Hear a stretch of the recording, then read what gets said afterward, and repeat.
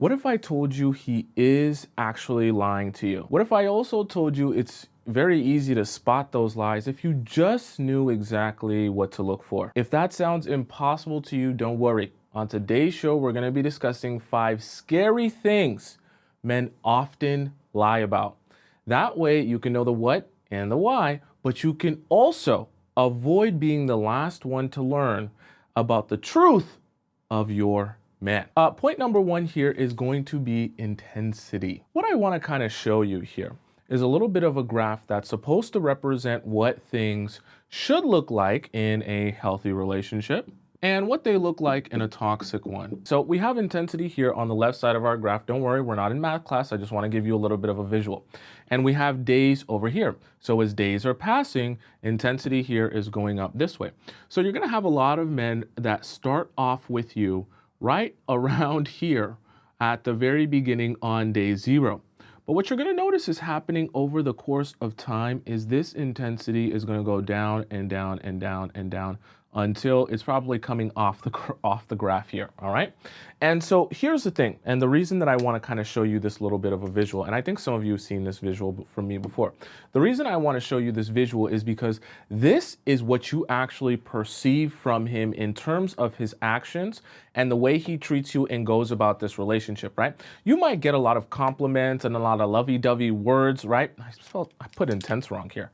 Chat, you didn't notice that? Now, let's quickly take a look at the graph, how it's supposed to look from the standpoint of a healthy relationship, okay? In fact, it's ironic because the way the graph is supposed to look in a healthy relationship is quite literally the opposite, where the intensity is supposed to be the least at the very beginning, meaning on day 0. And as time goes on, that intensity is supposed to ramp up and ramp up and ramp up until you guys become boyfriend and girlfriend and then eventually married and then eventually having children and all that good stuff. And so here's the thing. See, men lie about intensity because they want to do something very interesting to you. They want to get you convinced that this is way, very, very serious, very, very quickly. So lying about intensity and the intensity that he feels within himself is a great way to get you hyped up also about the relationship. And as you get hyped up, what do you start doing? You start feeling this subconscious pressure to do more for him because you feel like this relationship is more and more serious than it actually is. So you're probably thinking, okay, Tomisin, guys lie about intensity, and I kind of understand why they lie about intensity, but how can I avoid or spot men who are lying about their intensity? Well, I'm glad you asked. Okay, so the way that you're going to spot this in your relationships is, see, you have to, there's a theory that people talk about. I've heard Mel Robbins talk about it, but I've also heard a couple of other people talk about it.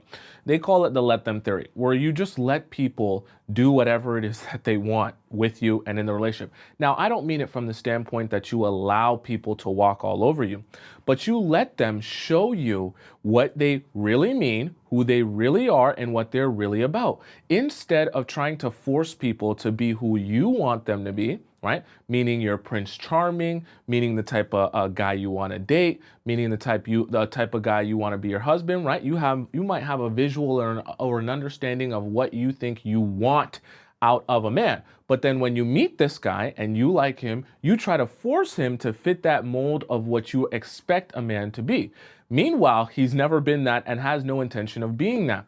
So I say that to say, instead of trying to force the men that you're dating to be who you imagine them to be, what you want to do instead is allow men to show you who they are over the course of time. Also, simultaneously, what you can't do or make the mistake of is in these early days, begin trying to mirror his intensity back to him, okay? And we're actually going to talk about mirroring in a little bit, right? And why it's so important, right? Because here's the thing. When he's really intense with you at the very beginning, you start to think to yourself, oh, I'm a bad person if I don't show him that same level of intensity back to him and make it feel like we're on the same level. If you're really intense with me, you're taking this relationship really seriously, but I'm not taking it as seriously because it's literally day 1. I feel subconscious pressure to meet you where you're already existing. But that's a problem because if you feel subconscious pressure to be and act like a guy's wife on day one, what are you going to be doing? You're going to be doing a whole lot of wife things. You're going to be giving him a whole lot of wife treatment and a whole lot of wife pleasure. But you're not a wife. You don't have a ring on your finger and you're not even a girlfriend yet. But you see how it's really good for him to get it really, really intense at the very beginning. So now what you want to do is stop emotionally investing yourself so heavily in men from the very beginning. And even when they try to speed you up or get you on this level on day one, you say, absolutely not, right? You don't have to tell them this. You say to yourself, absolutely not. I'm going to pace myself, see you when I have time, see you when I'm available, and see you at the pace and the consistency that works for me. I'm not going to rearrange my entire week to spend time with you. I'm also not going to cancel a whole bunch of plans to spend time with you. If there's a week that's packed for me and we haven't seen each other for a week, I'm going to dedicate my time to all the things that were my priorities before you came in my life. You can hang out with me when I have time on my terms. This is what you want to be doing. Number two is going to be free time. So obviously you have 7 days in a week, right? Now, of these 7 days, you only have a limited amount of time. Obviously, you're going to sleep for 8 hours, then you're going to work. And then you have the weekend. You might be doing family stuff. You might be doing friend stuff. See, what the guys are going to convince you of that limited time throughout the week, everything is absolutely full to the brim, okay?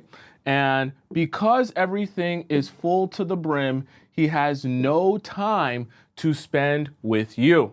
Those all 7 days is literally filled with one thing to the next thing to the next thing to the next thing. And see, here's the problem with this lie though, because this lie is meant to make you feel like, oh, if any of these days were free, I would love to hang out with you, right? If I had any space in any of these days, I would love to see you and spend time with you. And the only reason I haven't reached out, the only reason I haven't texted you is because I just haven't had one of these free days. But rest assured, my interest is still very high. I still really like you. I still really want you. I still really want this relationship. But I've just been so busy. I haven't had the time to think, to sit down, to even breathe. I can't even, you'll be shocked. I can't even really breathe these days because I just have so little time. But my interest is there. Don't you worry. I think you're the most sweetest, amazing, awesome, beautiful, gorgeous woman in all the land. But I just want you to know, and I care about you so much, but I just wish I had just an ounce of free time. That's the only reason I haven't been messaging you. I'm not saying that men don't get busy, okay? I would never lie like that. But what I am saying is when you notice a significant drop off from what you're used to getting from that man, and then all of a sudden you're seeming to get nothing from that man anymore. And his excuse is, yeah, I'm just become busy all of a sudden. And it's a vague type of busy with, vague work things and vague life things and vague everything. This is a lie that's meant to cover up the truth, which is that actually his interest has gone down for you.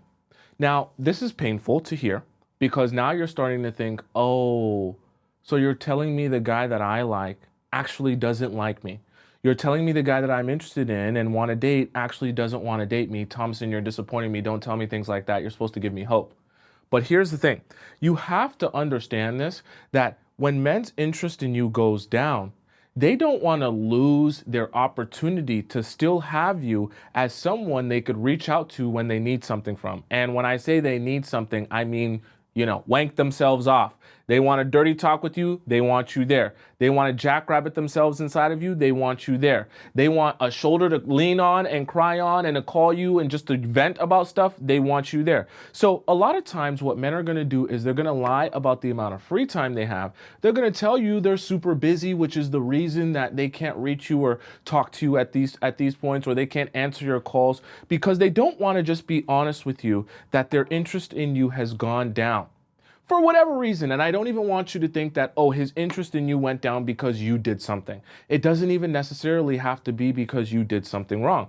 Sometimes men have ulterior motives, other things going on. They have exes, they have just anything that could happen in their life external that could be the reason they have lost some interest in you. It's not representative of you, the person.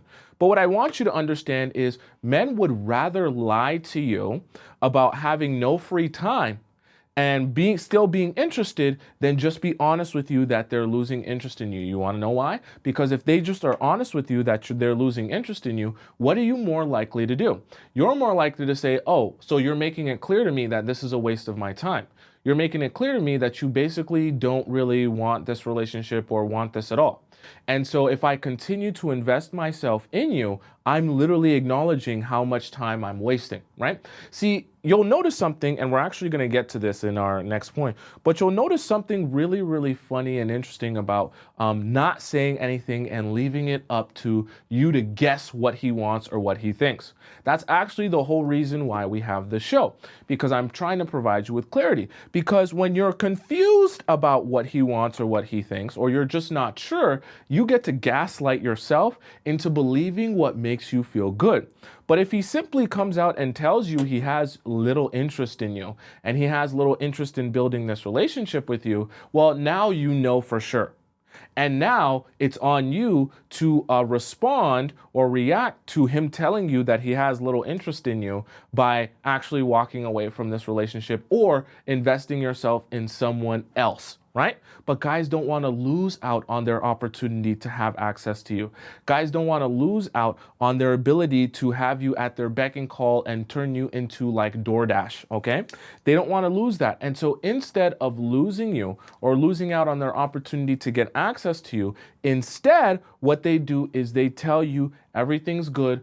I've just, haven't been free lately. I just been so busy lately that I haven't had time to really contact you or show you any of that interest, okay? Number 3 is confusion. So let's imagine I have a fridge, and in my fridge is sitting this nice round piece of chocolate cake. If your roommate goes in the fridge and sees something in that fridge that she didn't put in there, she knows it came from you, okay? It's not rocket science. But here's the really interesting thing. Let's just say for the sake of argument that both of you, because you've had issues in the past with food and not knowing which food is whose and not knowing what's supposed to go where, let's just say for the sake of argument, the two of you have come up with a plan, a course of action that the both of you will always be labeling your food to separate it. You got your eggs and your roommate's got her eggs, okay? You've got your pineapples and your roommate's got her pineapples. Both of you have now built a system where you separate your foods, you label it, that way no one's confused whose thing is whose.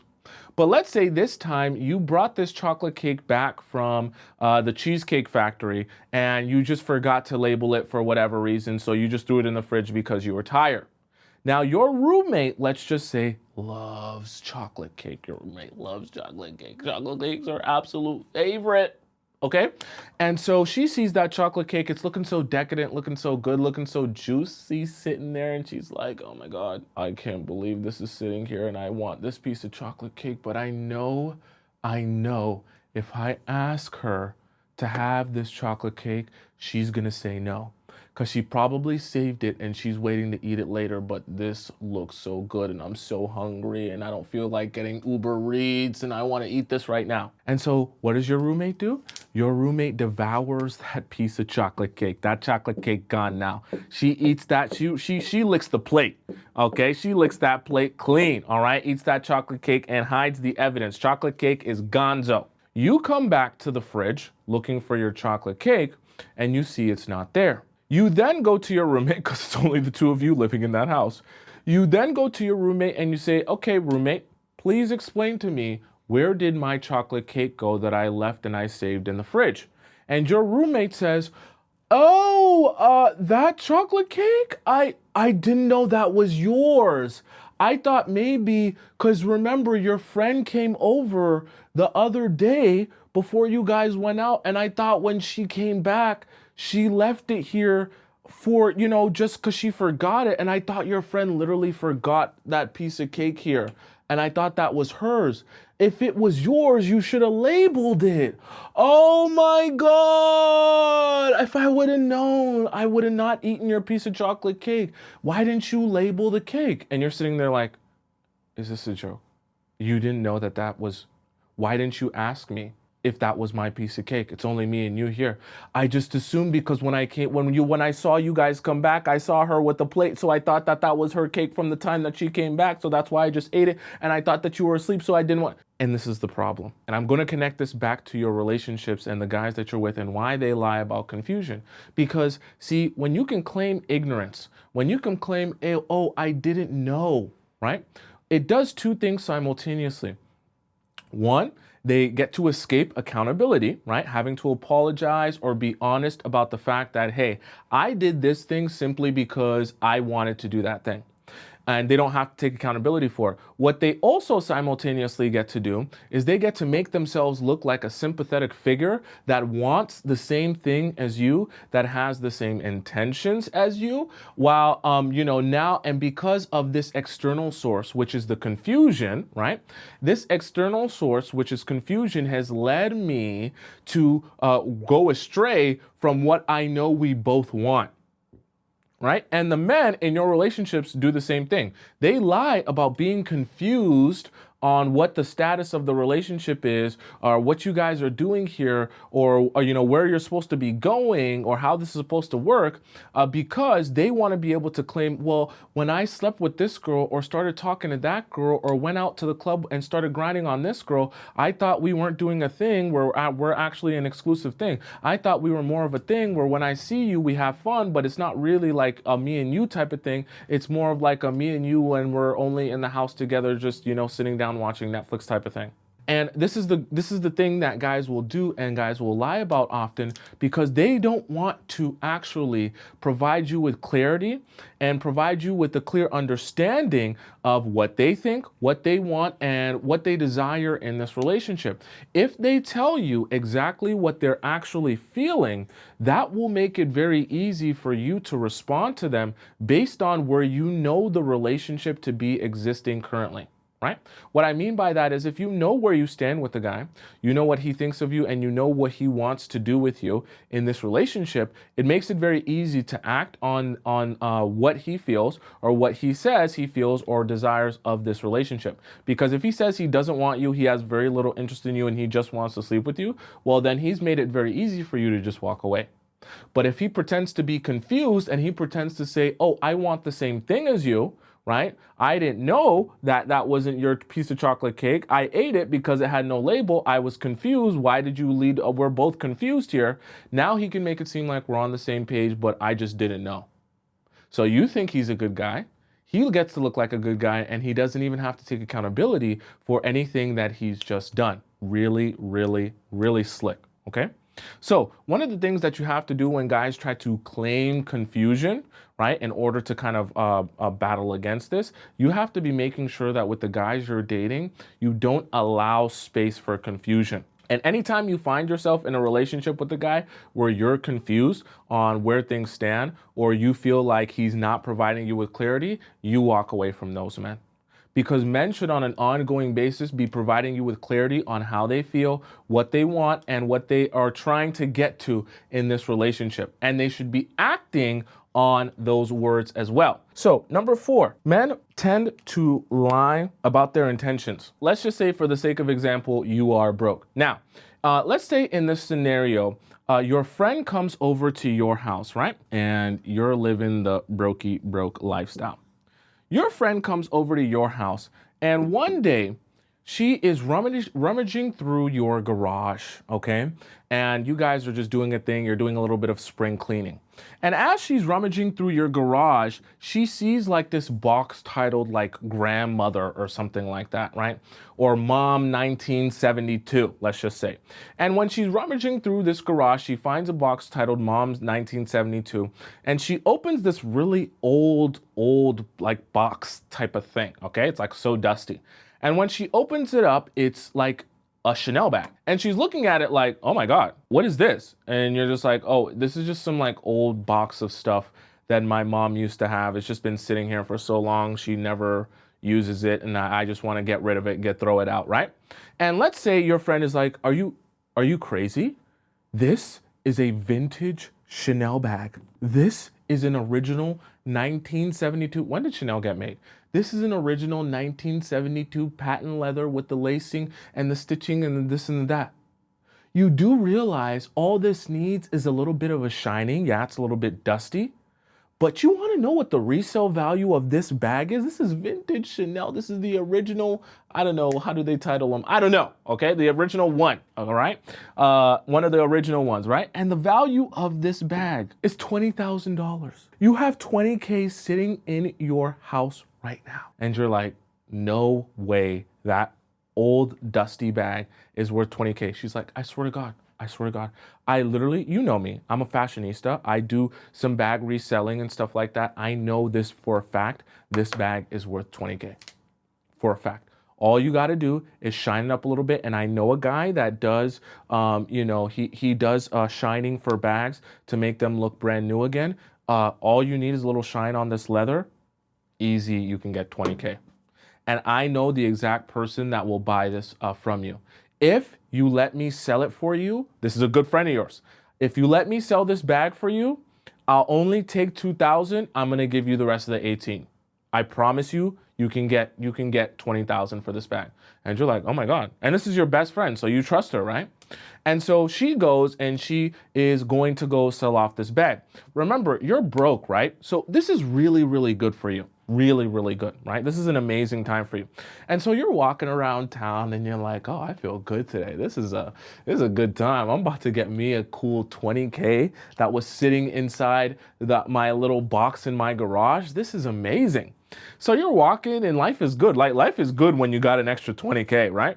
And you're walking and you go to the store, right? You're just kind of shopping, looking at stuff, and you're thinking to yourself, damn, I was a broke girl, but I ain't no brokey no more. Shout out to Lotto.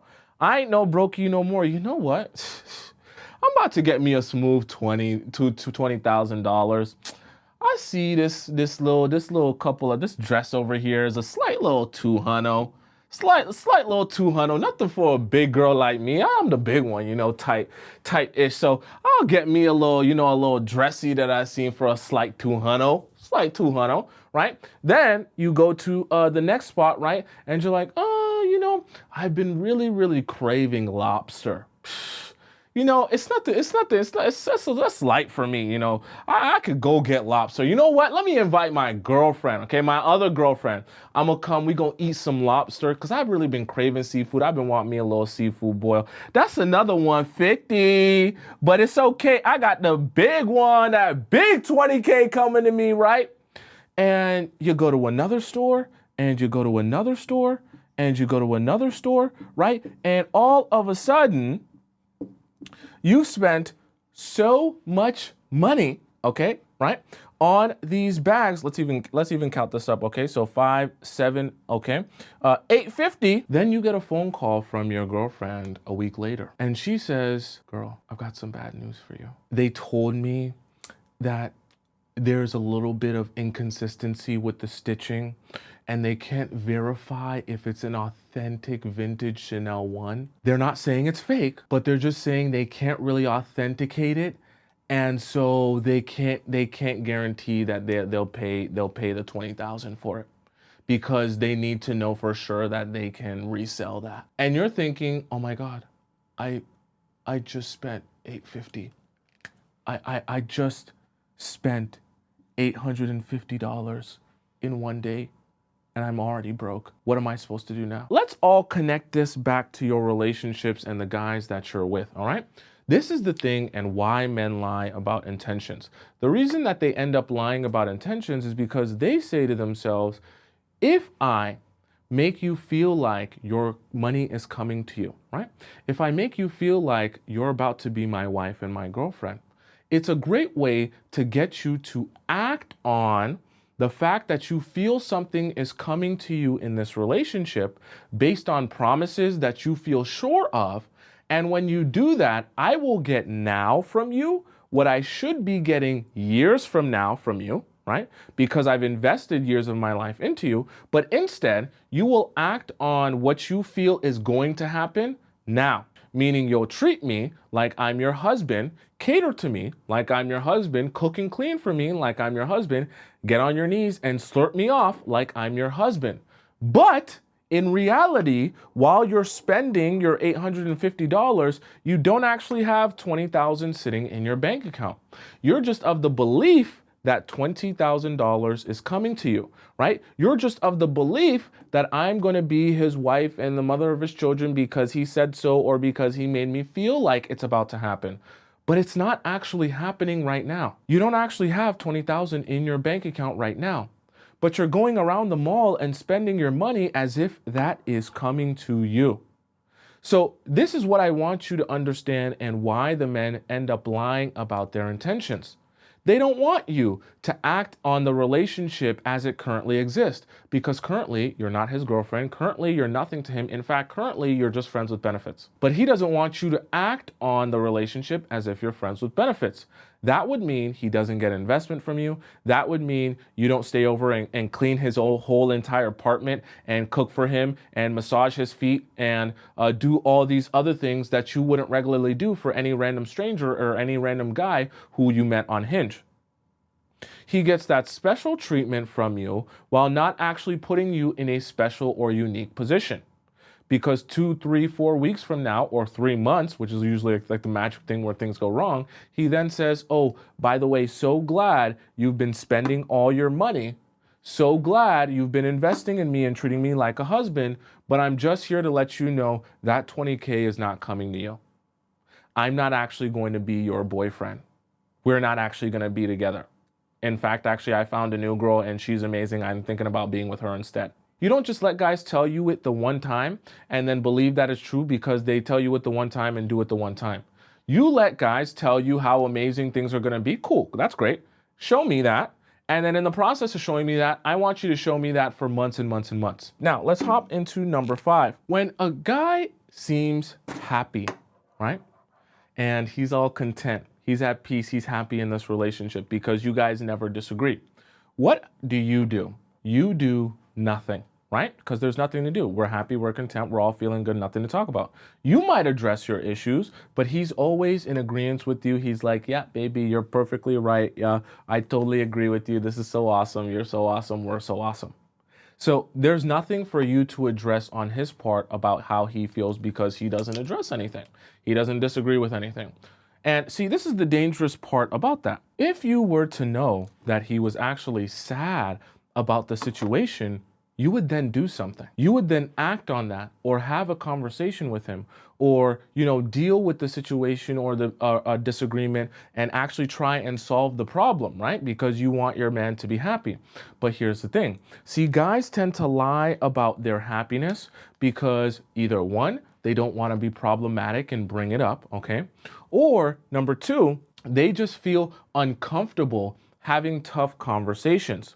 Either way, this is a character flaw because what's going to end up happening, all of this fakeness where, oh yeah, we're getting along so well and I never disagree with you and I think you're amazing, I think you're awesome, is fake. Because the reality of it is we all grow up with different points of views, different ways of seeing things, and there's no possible way, right, that 2 individuals that grew up with different parents, right, I hope you did, right, unless you live in Alabama, that grew up with different parents would ever be agreeing on absolutely everything in life. Okay, it's just not possible, right?